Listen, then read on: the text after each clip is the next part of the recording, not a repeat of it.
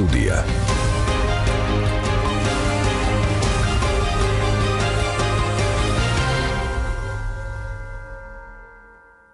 მოგესალმებით პატრიციულ რადიო მსმენელებო, ჟურნალისტი გიორგი ჩოკოშვილი. FM 102.4 ტალღაზია თქვენი მიმღებები მომართული საზოგადოებრივ რადიოს, რადიო 1-ს უსმენთ. ღია სტუდია იწყებს მუშაობას ღია ეთერში.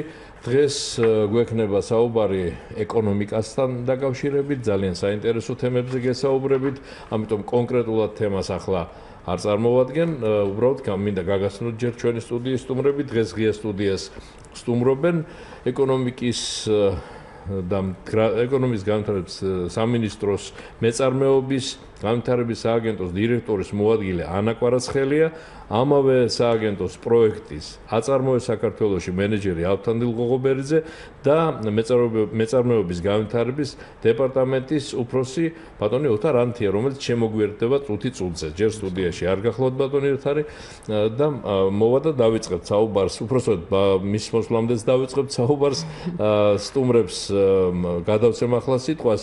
ამ დღეებში ზუსტად 2 დღის წინ, უпроსოდ 6 ივლისს, ხო? 6 ივლისს გაიმართა ერთგვარი ანგარიშის ჩაბარება მოხდა, თუ როგორ ხორციელდება სწორედ აი ეს პროექტი აწარმოე საქართველოში, როგორც ჩვენ ვიცით, ეს მოხდა 6-ში როგორც თქვით და ესე იგი ექსპო ჯორჯია მომასპინძლა ამ პრეზენტაციას. ჩვენი სტუდიის სტუმრებს ვიდრე სიტყვას გადავცემ და ამ თემაზე ვიდრე გესაუბრებიათ, მანამდე თქვენ უნდა შეგახსენოთ ტელეფონების ნომრები ჩვენო ძვირფასო რადიო მსმენელებო, თუ სურვილი გექნებათ რომ დაარეკოთ გადაცემის ველობისას, შეკითხვები დაუსვათ სტუმრებს, უნდა ესარგებლოთ აი ამ ტელეფონებით 240 91 92 და 240 92 92.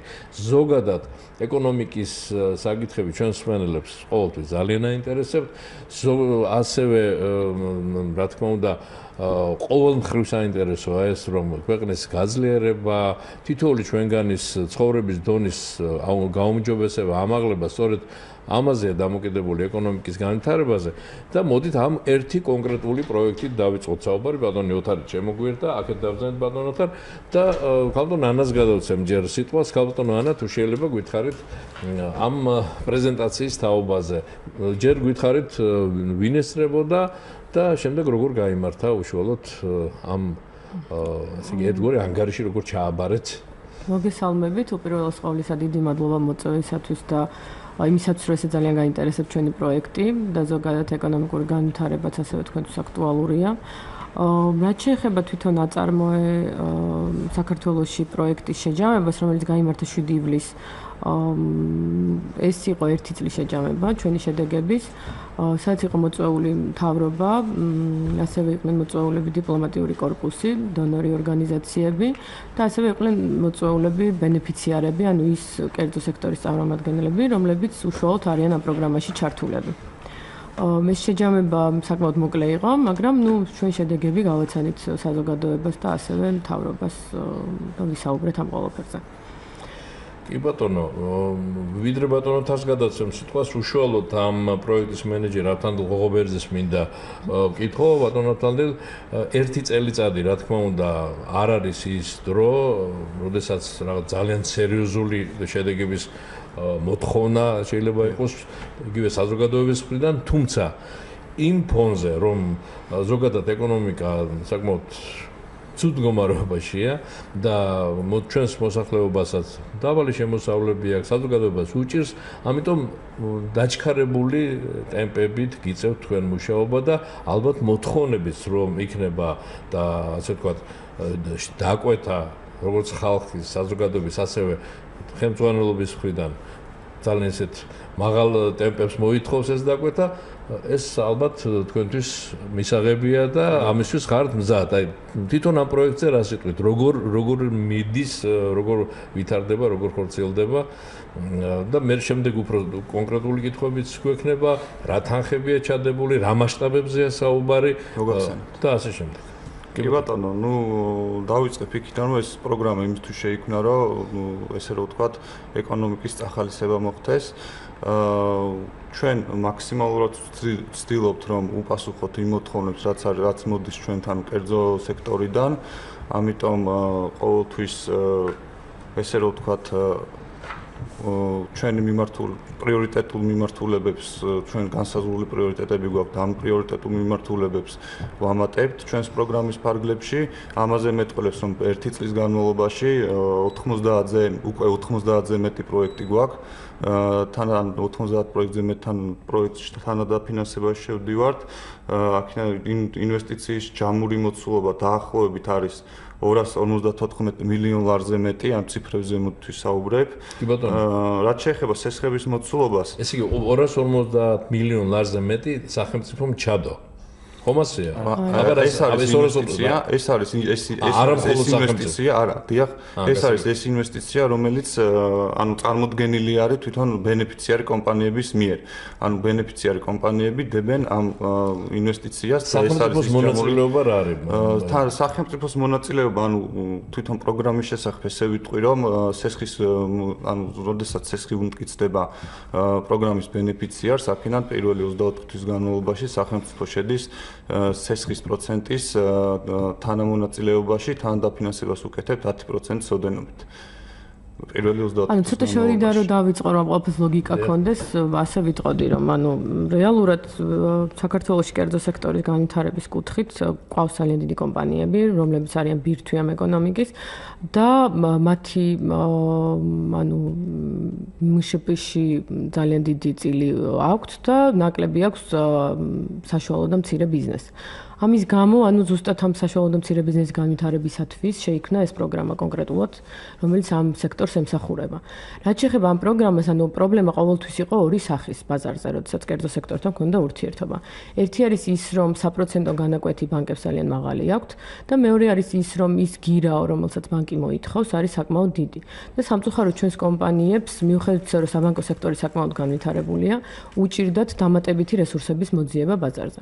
ამის გამო შეიქმნა ეს პროგრამა, რომელშიც არის გაწერილი პრიორიტეტები, ანუ წარმოება, იმიტომ ვამოთხოვნე აწარმოე საქართველოში, რომ არის წარმოებაზე ორიენტირებული და ვაფინანსებთ ისეთ კომპანიებს, რომლებიც ანუ წარმოების პროცესში ჩაბმულები არიან და ვაფინანსებთ 10% სესხისას, ანუ მაგალითად თუ ბანკი გასცემთ 13%-ში, ჩვენ კომპანიებს ვუფინანსებთ 2 წლის განმავლობაში 10%-ს ამ თავის საპროცენტო განაკვეთისას, 3%-ს ვაფინანსებთ მხოლოდ თვითონ და შემდეგ როდესაც ეს კომპანია უკვე ფეხზე წამოდგება, შემდეგ უკვე 2 წლის მერე სახელმწიფო უკვე თავის წვლილს აღარ შეიტანს. ესე იგი გრანტია ეს?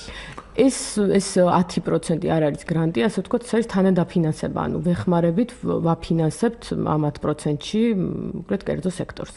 ეს გრანტი, ანუ კიდე სხვა რაღაცა, ანუ არ არის საჩუქარია სამ კერძო სექტორისთვის. საჩუქარი, ხო, ანუ ეს კერძო სექტორისთვის, რა თქმა უნდა, ბენეფიტია დიდი.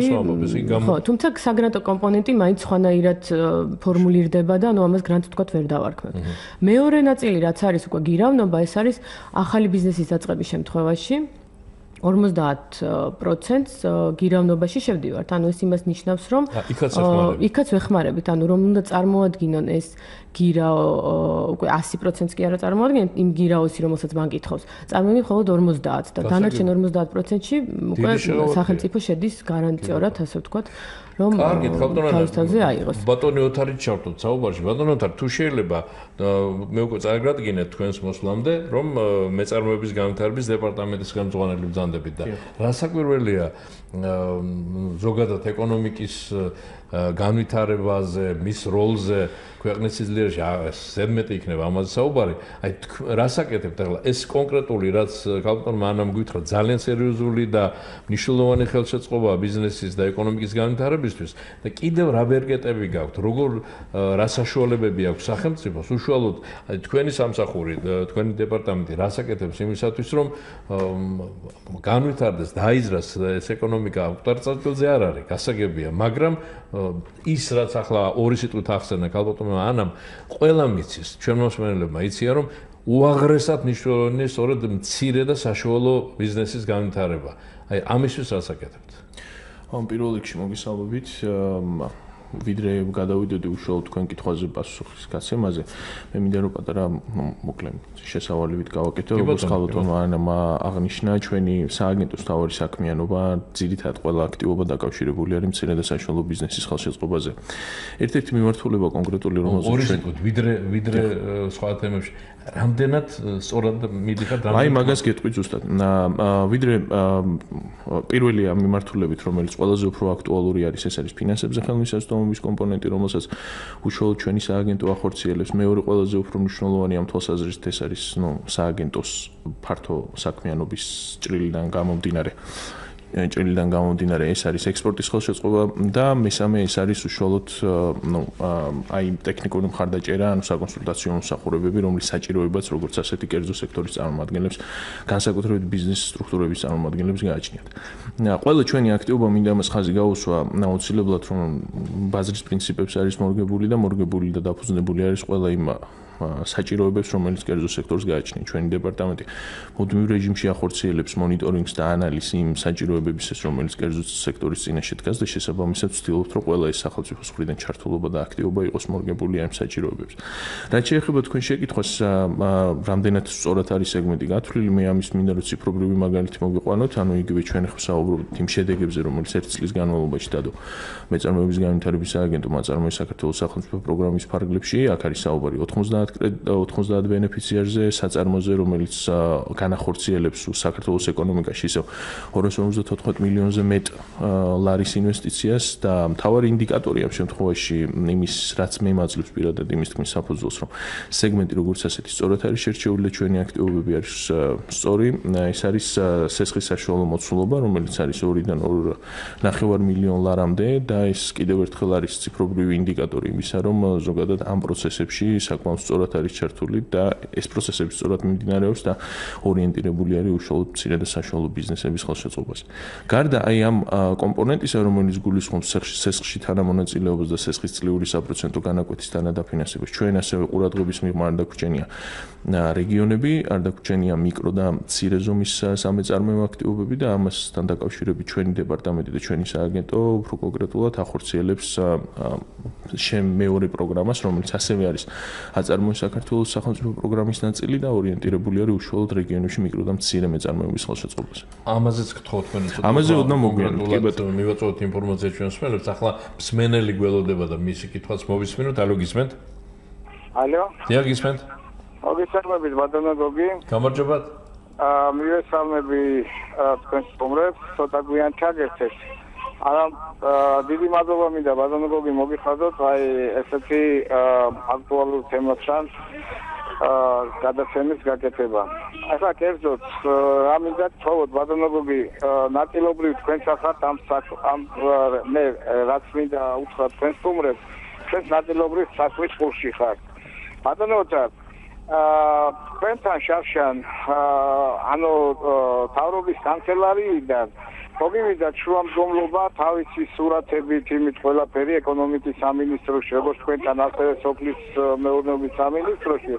ერთ-ერთი მოქალაქე, რომელიც იმაზე 10-ჯერ და 20-ჯერ უფრო იაფად უნდა ეთარმოებინა ტრაქტორები, რომელიც მრავალფუნქციური ისექნებოდა და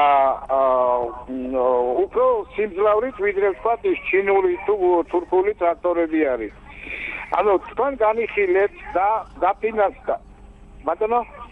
გისმენთ არა, ჩვენ გისმენთ, მანდ არის რაღაც ხმაური და ან ჩაუწიეთ რადიოს ან კვადროციკლებზე იყო იქ საუბარი, რომელიც შეასრულებდა ასე ვთქვათ იმაზე რა ქვია ფერმერული ანუ ტრაქტორის ფუნქციასაც. ეს თვითონ აკეთებდა ეს ადამიანი, ანუ დაფინანსდა საბუთზე დაფინანსდა გამოიძახეთ ეს ადამიანი თქვენმა სამინისტრომ, ანუ წერილიც მოუვიდა რომ 150,000 ახალ დაფინანსებულიო.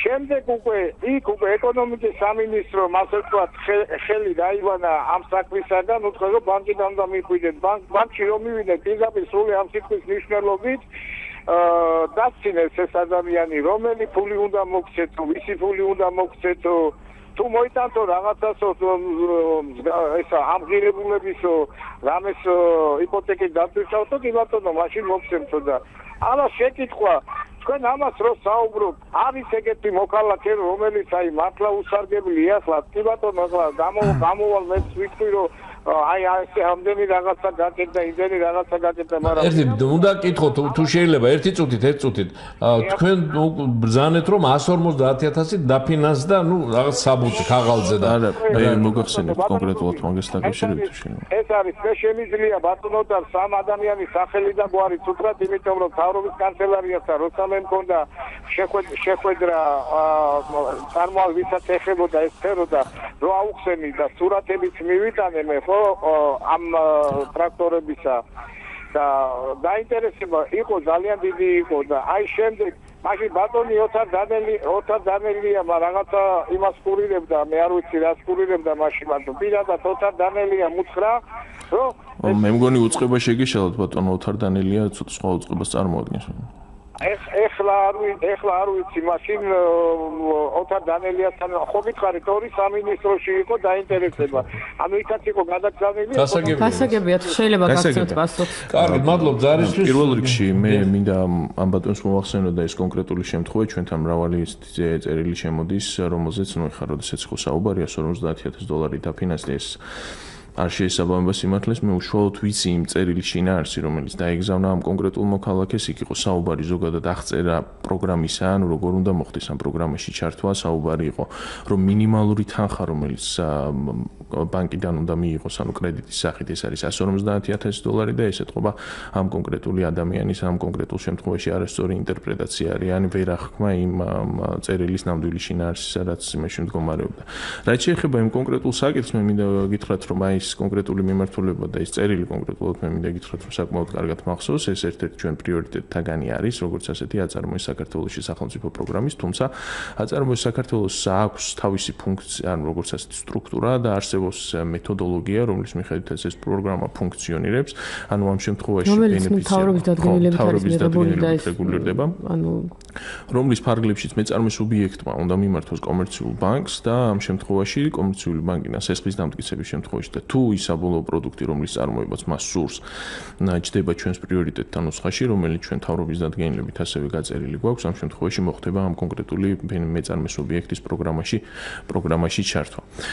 და მე კიდევ ერთხელ მინდა ხაზი გაუსვა იმას რომ ამ შემთხვევაში არ შეესაბამება სიმართლეს მსგავსი ტიპის წერილი ჩვენი სააგენტო ვერ გაიგზავნებოდა იმიტომ რომ ჩვენი სააგენტო არ არის პასუხისმგებელი პირი ანუ არ აფინანსებს პირდაპირ ბიზნესს ანუ ჩვენ უბრალოდ უკვე ბანკიდან ხო ანუ უბრალოდ ბანკიდან მოსულ კომპანიას ჩვენ უკვე ავტომატურ რეჟიმში ვცვავთ ჩვენი პროგრამის ფარგლებში თუ პრიორიტეტში ჯდება ეს თვითონ წარმოება და ავტომატურად გადაეცემა უკვე ის ბენეფიტები რომელიც ჩვენ გვაქვს ანუ პირდაპირ ჩვენთან რომ მოვიდეთ ხო ანუ ჩვენ თუ ბანკის ნაწილი არ გაიარა ანუ ჩვენთან პირადად რომ მოვიდეს ჩვენ ვერაფერს ვერ ვიზამთ ანუ სამწუხაროდ ესეთი სტრუქტურა არის აგებული რომ ჩვენ ანუ შესაბამისად ჩვენ ამ პასუხს ამ წერილზე ვერ გავცემდით რომ ჩვენ გავფინანსებთ იმიტომ შესაბამისად არასწორად მოხდა ამ წერილის შინაარსის აღქმა და კიდევ მინდა დავამატო რომ ამ პროცესში რაც გულისხმობს აწარმოი საქართველოში ჩართული არიან კომერციული ბანკები ჩართული არის ძალიან ბევრი დაინტერესებული მხარე მოდით ესე ვთქვათ ამ პროცესში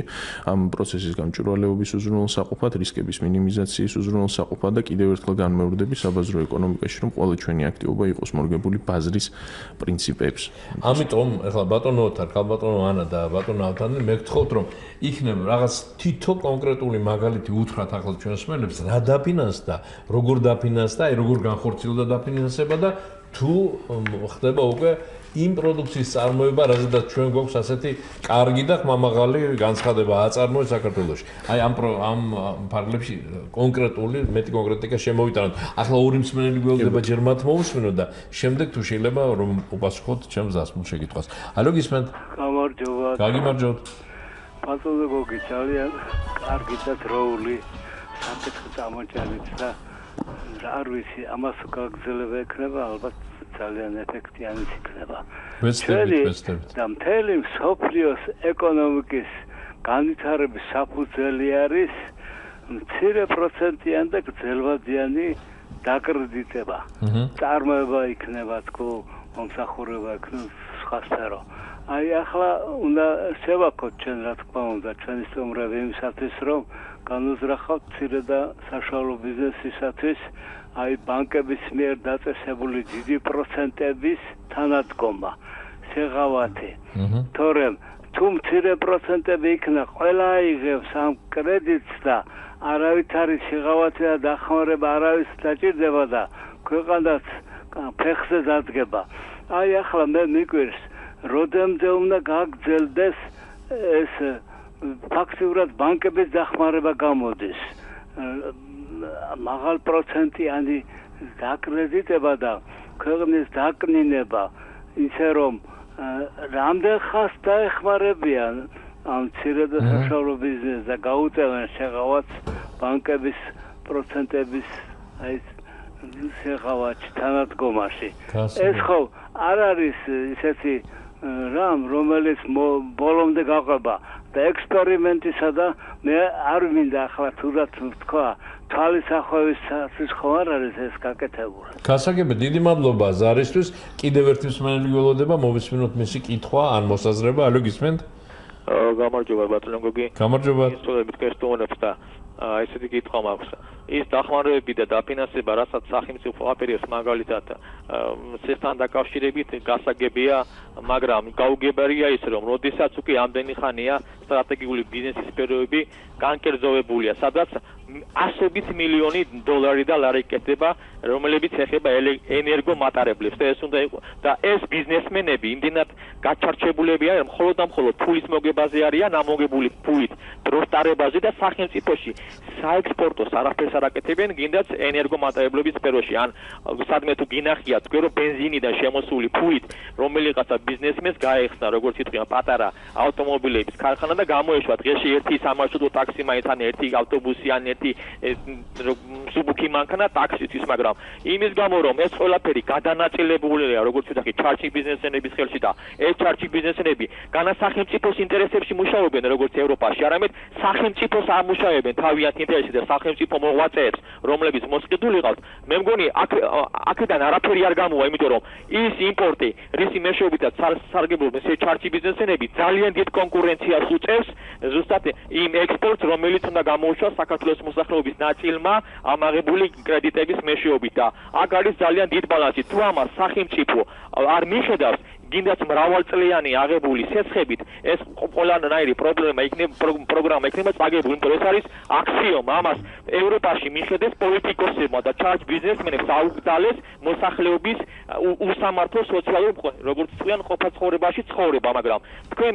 რატომ არაპირებთ ამას ნუ თუ მთელი ეს პოლიტიკური სფერო და ეკონომიკური სფერო აი ამ ჩარჩი ბიზნესმენების და ოლიგარქების მიერ არის დაფინანსებული და მათი ზეწოლის ქვეშ იმყოფებით ევროასოცირების ხელშეკრულება ნუ თუ არაფერს არ გეუბნევათ ეს პრობლემა როგორ უნდა მოგვარდეთ გასაგებია თქვენი გასაგებია დიდი მადლობა გასაგებია მოვინიშნეთ თქვენი შენიშვნები თქვენი მოსაზრებები გასაგებია და მივცეთ ახლა ამ ადამიანებს ჩვენ სტუმრებს რომ გიპასუხონ ვინც გვიან ჩაგვერთო მათ საყურადღებოდ მე კიდევ ერთხელ უნდა წარვადგინო სტუმრები დღეს ღია სტუდია სტუმრობენ ეკონომიკის და მდგრადი განვითარების სამინისტროს მეწარმეობის განვითარების სააგენტოს დირექტორის მოადგილე ანა კვარაცხელია, ამავე სააგენტოს მეწარმეობის განვითარების დეპარტამენტის უფროსი ბატონი ოთარ ანთია და სააგენტოს პროექტის აწარმოების საქართველოში მენეჯერი ავთანდილ ყოყობერიძე.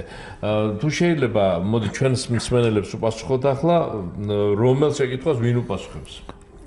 მეორე შეკითხვას პირადად არ ვიცი როგორ მოგვიწევა უკვე ჩვენს სასაუბრო ფორმატსაც და ანუ იმ ჩვენ სააგენტოს ზოგადად საქმიანობასაც და ზოგადად კითხვის ფორმულირება ცოტა ისეთი ბოლო გართან დაკავშირებით ამბობ მაგრამ ბიზნესის გასაგებია მაგრამ ჩვენი პროგრამა რომელსაც ახლა წარვადგენ არის საშუალო მცირე ბიზნესის განვითარება რომელსაც წარმატებით ვახორციელებთ და ვცდილობთ რომ განვახორციელოთ ხო რომ ის ანუ ის ბიზნესი რომელზეც ეს ადამიანი საუბრობდა კი ის ბატონი ამბობდა რომ ფაქტობრივად გამოდის ბანკების ხელშეწყობა და ბანკების დახმარება არ არის ასე იცით რა ეს არ არის ანუ პირველ რიგში უნდა ვიფიქროთ იმაზე რომ თქვათ ეროვნული ბანკი რა პროცენტს წარადგენს ხო ბაზარზე ანუ მე უკვე კომერციული ბანკი თავის პროცენტში გასცემს სესხს ანუ ეს პროცესები ანუ ბევრ რაღაცაზეა დამოკიდებული ეს არის გლობალური თემები ჩაბმული, ანუ საპროცენტო განაკვეთს ბანკები ესე მარტივად ვერ ადგენენ, ანუ თქვათ ვერ გადაწყვეტს ბანკი, რომ ხვალ ძალიან დაბალი საპროცენტო განაკვეთი ექნება. ანუ ბანკიც არის კერძო სტრუქტურა, რომელიც თავისთავად ბაზარზე მოთხოვნის და შესაბამისად ადგენს იმ პარამეტრებს და იმ შესაძლებლობებს, რა შესაძლებლობებიც ისინი ესხებს გასცემენ. შესაბამისად, ჩვენ როგორც სახელმწიფო ვეხმარებით კონკრეტულად კერძო სექტორს, რომ განვითარდეს და არა ვთქვათ ბანკს, თუმცა ბანკიც კერძო სექტორია და ბანკისთვისაც მომგებიანია, რომ ეს პროექტები ჩაეშვას და მეტი ვთქვათ დოვლად იქონდეს ეკონომიკას. რაც შეეხება იმ ნაწილს კითხვისას, რომ რამდენი ხანი ვაპირებთ, რომ გავაგრძელოთ ეს პროექტი, ანუ ეს პროექტი 3 წლის განმავლობაში, ანუ ესე არის გაწერილი, რომ უნდა იყოს. ეს კონკრეტულად აწარმოეს საქართველოში, თუმცა ნახოთ, ვთქვათ, მე გადაიხედება და შესაბამისად თუ ვთქვათ საჭიროება იქნება შეიძლება გაგრძელდეს ეს პროექტი, თუმცა ჩვენ ამ 3 წლის განმავლობაში და ეს პირველი წელია და ვთქვათ 90 პროექტი გვაქვს, ჩვენ თუ ამ 3 წლის განმავლობაში წარმატებულად ვიმუშავეთ, მე მგონი ეს პროექტი ჩაითვლება, რომ წარმატებულია თუ ბევრი ბიზნესი გაიხსნება და ანუ იმ საწყის ეტაპზე ბიზნესის, როდესაც მათ ყველაზე მეტად ჭირდებათ დახმარება განვითარებისათვის, მაშინ ვეხმარებით. და თუ ვთქვათ 2-3 წლის მერე ეს ბიზნესები რაღაც ზონამდე მიაღწევენ, უკვე ვთქვათ თვითონაც დაფარავენ გარკვეულწილად თავის ცეცხლის ნაწილს. ქალბატონო ანა, მე მგონი მოვიდა ბატონო ხარ და ბატონო ნავთან მოვიდა მე მგონი ის დროც, რომ კონკრეტული მაგალითები უთხრათ ჩვენს მსმენელებს და ეს იქნება ალბათ უფრო ნათელი და კარგი პასუხი. რამდენად სწორად და კარგად მუშაობს თუნდაც ეს პროგრამა. მოდით ბატონ ავთანდილს გადავწევთ როგორც პროექტის მენეჯერს. ერთი პროექტი დაგვისახელეთ ბატონ ავთანდილ ამ 90-დან თუნდაც, რომელიც უფრო სრულყოფილია და რომელიც უკვე რაღაც გარკვეულ შედეგს ერთი რომელიმე. კი ბატონო, მოგახსენებთ, ანუ ჩვენ თანადაფინანსება შევეთ რამოდენიმე პროექტში, აღნიშნული 90 პროექტი.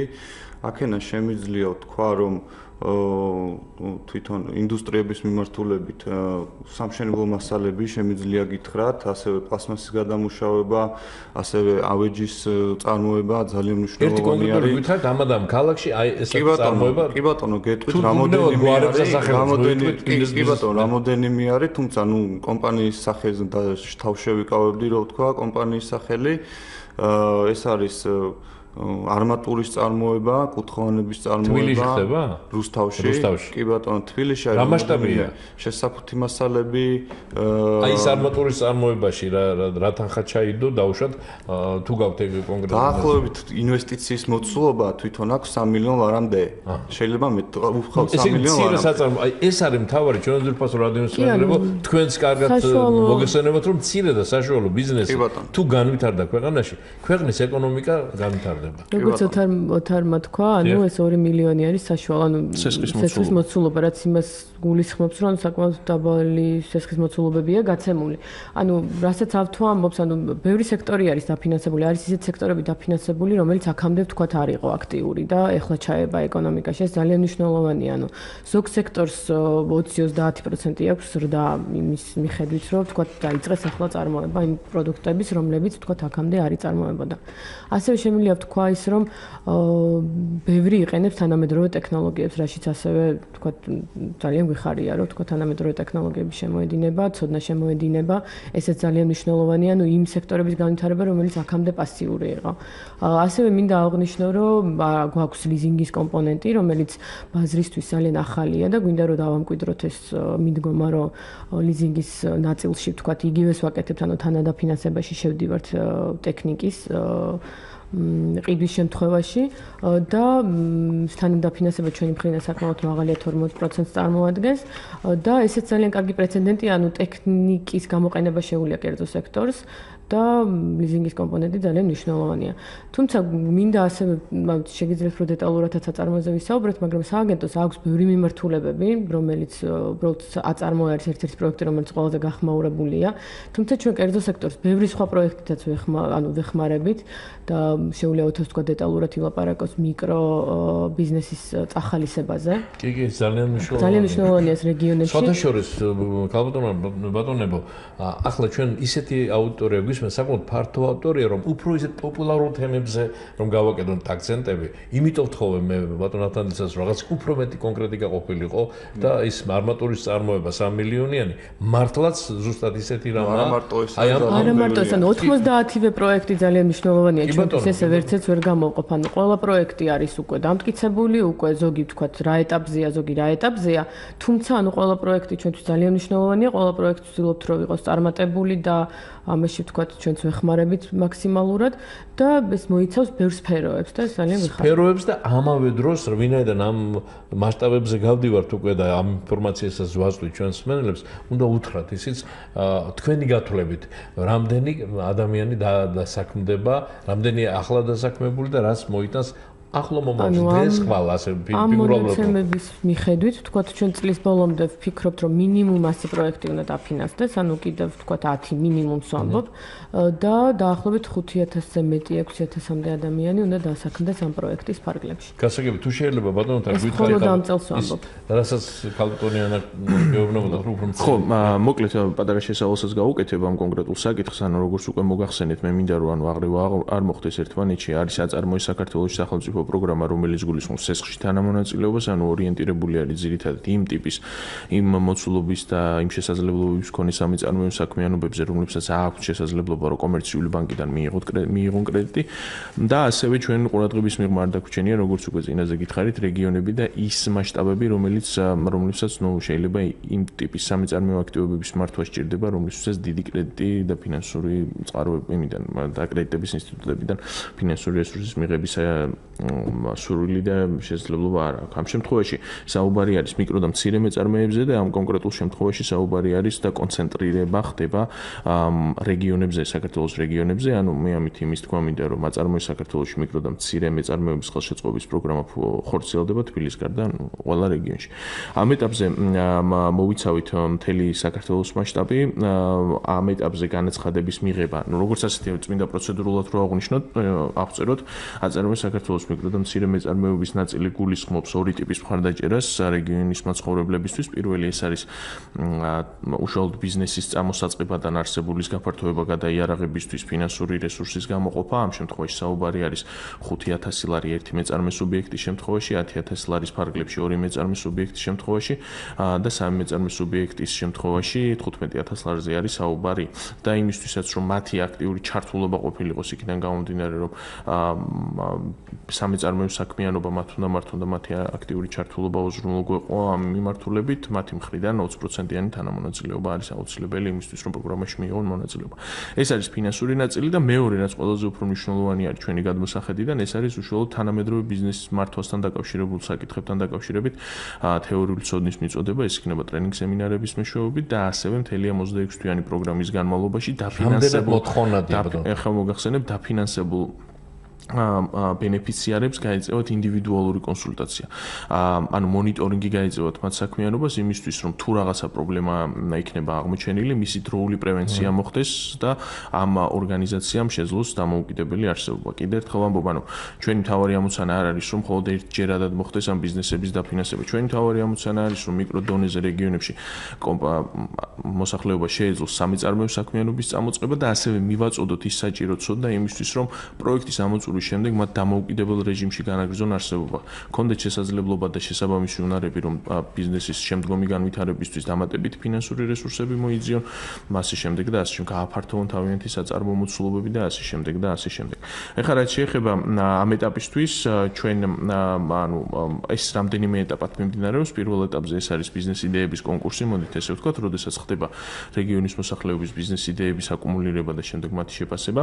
მეორე ეტაპზე ეს არის უშუალოდ მათი დატრენინგება იმაზე, რომ როგორ აქციონებს ბიზნეს იდეები უფრო კვალიფიციურ ბიზნეს გეგმებად და უკვე შემდეგ ხდება მათი კონკრეტულად მათთან ხელშეკრულებების გაფორმება და მათი დაფინანსება.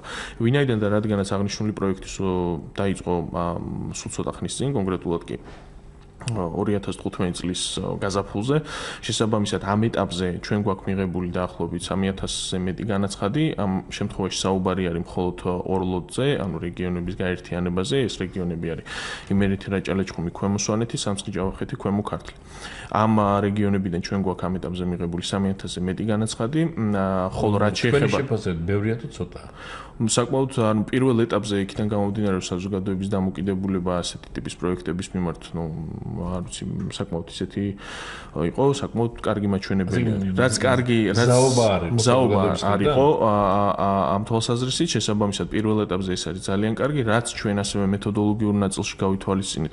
ამ თვალსაზრისით ეს არის, რომ აღნიშნული განაცხადების მიღება გამოცხადება მეორე რაუნდიც, იმისთვის, რომ იმ მოსახლეობის წელს 2015 წლის ბოლომდე იმ მოსახლეობის იმ ნაწილისთვის, რომელმაც პირველ ეტაპზე ან არ მიიჩნია მიზანშეწონილად ჩართულიყო, ან ვერ მოახერხა ჩართულიყო, მას ჰქონდეს შესაბამისად დამატებითი შესაძლებლობა იმისთვის, რომ მან თავისი ბიზნეს იდეა აქციოს რეალურ სამეწარმეო საქმიანობად, რომელიც მას მოგებას მოუტანს. ბატონო, ჩვენი მსმენელი ბრძანებდა ასეთი გამოთქვა გამოიყენა და მეც დავეთანხმები თქვენის ნებართვით, რომ აი რაც კეთდება, უნდა იყოს მართლა საქმე და აი რაც მან თქვა, რომ თვალებში ნაცრი შეყრა არა და იყოს მართლა ზოგადად ქვეყნისთვის სასარგებლო და მომგებიანი.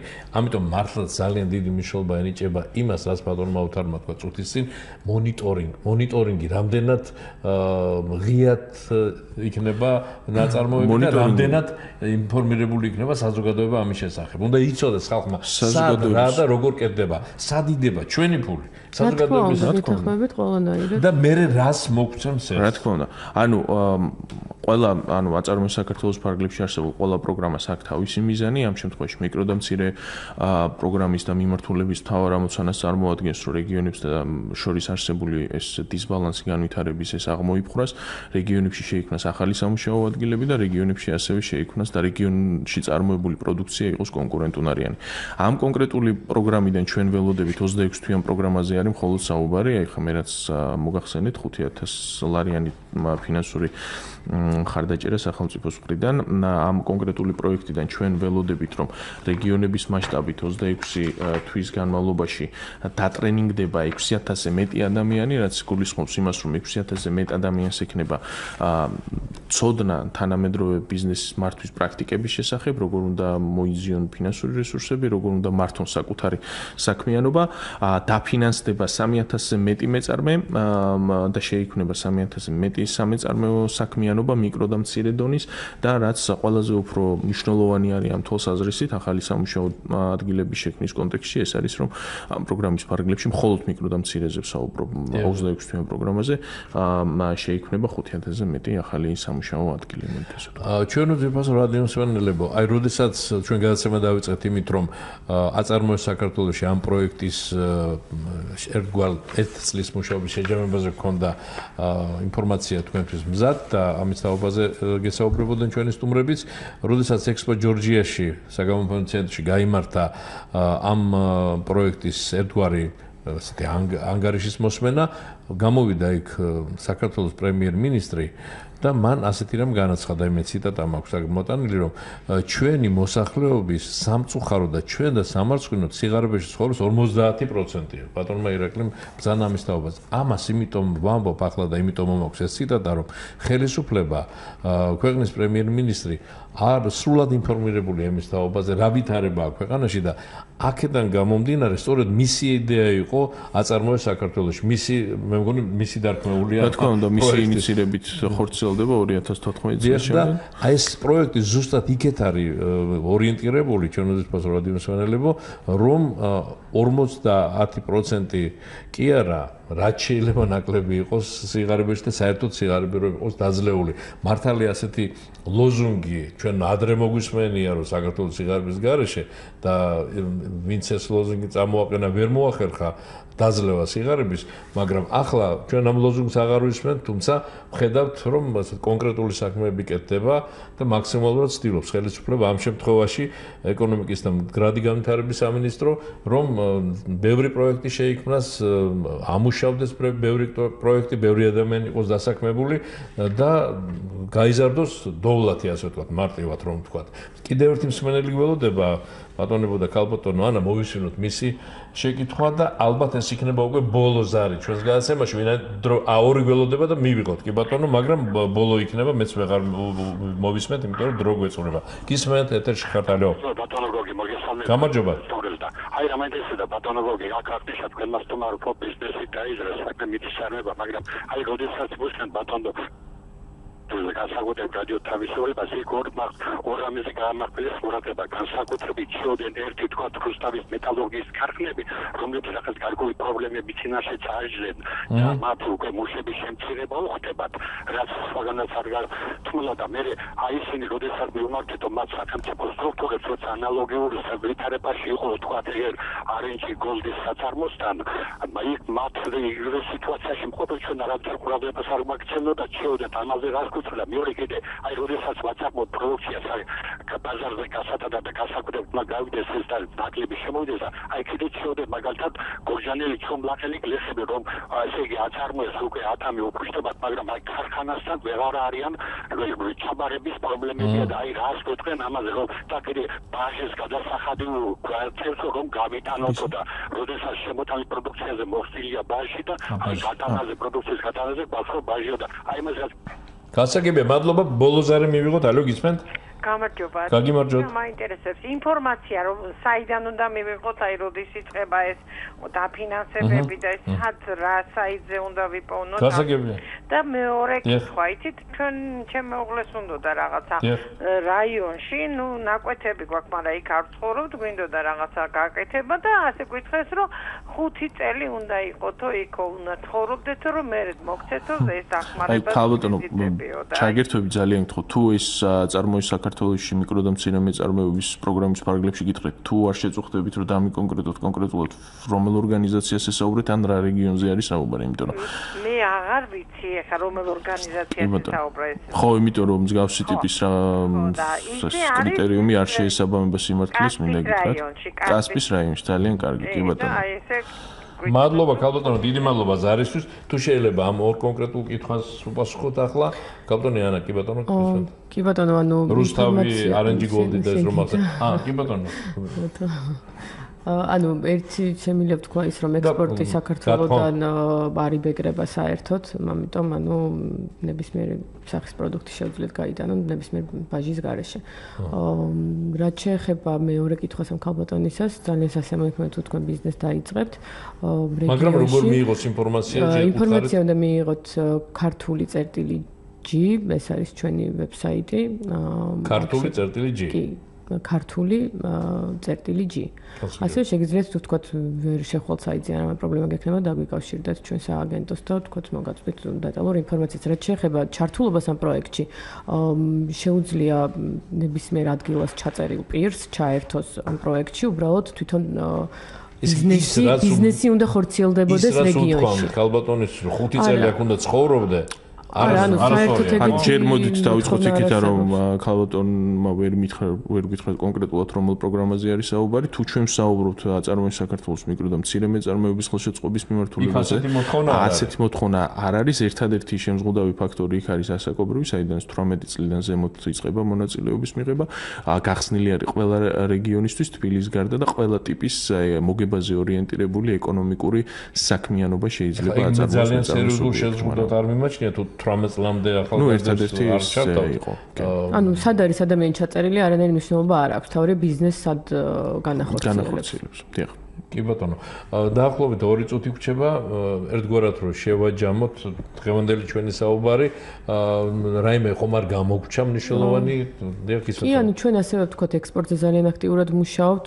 გვაქვს ანუ ისევე ანუ როგორც მეწარმეობის დეპარტამენტი არსებობს, ასევე ჩვენთან არსებობს ექსპორტის განვითარების დეპარტამენტი, რომელიც სხვა პროგრამებს შეიმუშავებს, ეხმარება კომპანიებს რომ გაიტანონ თავიანთი პროდუქცია ქვეყნის გარეთ და ასევე ჩვენ გვაქვს საინფორმაციო ცენტრი, რომელიც ახლახანს გაიხსნა სადაც შეუძლია ნებისმიერ კომპანიას მოგზავნდეს მიიღოს ნებისმიერი სახის ინფორმაცია.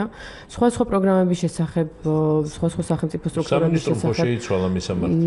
ჯერჯერობით თვითონ სამინისტროს არ შეუძლია მისამართი, თუმცა ჩვენი სააგენტო სამინისტროს შენობაში არ იმყოფება, ეს არის უზნაძის 18 ნომერში. უზნაძის 18 ნომერში. ამ საინფორმაციო ცენტრში არსებობს ბიბლიოთეკა, არის ინფრასტრუქტურა იმისთვის, რომ ბიზნესი მოვიდეს, გამართოს იქ შეხვედრები, სრულად უფასოდ, შეუძლია ნებისმიერ დროს მოვიდეს, თქვათ, გამოიყენოს კომპიუტერი კომპიუტერი, პრინტერი, იქ რამდენად სარგებლობენ ხალხი?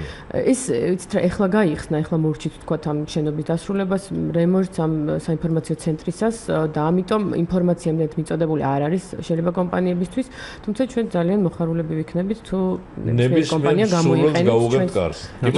კარგია. კი ბატონო, ძალიან კარგი. კიდევ რამე ხომ არ გინდა დამატებით ერთ წუთი გვაქვს კიდევ? მე მგონი ყველა ძირითად პროექტის შესახებ თქვით და დავიცებ. კარგი.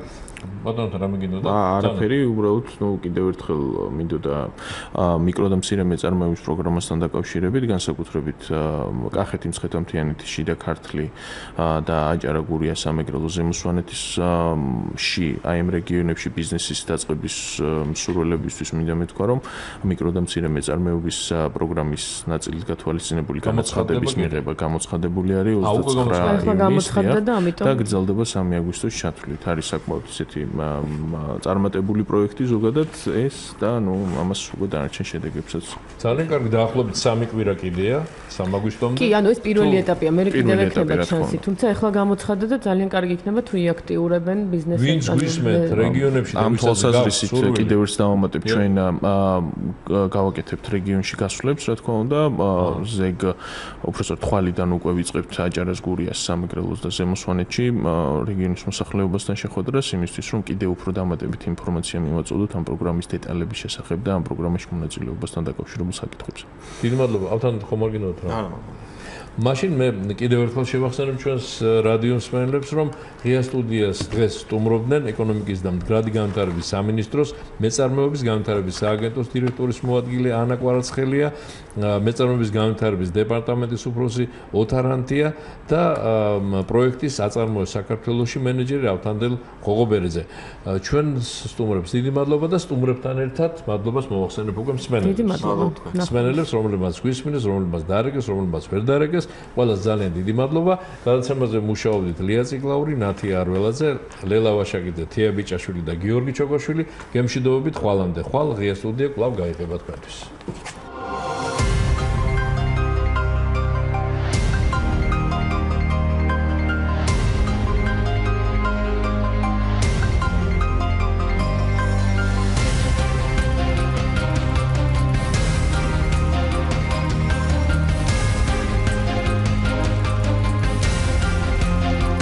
Студия.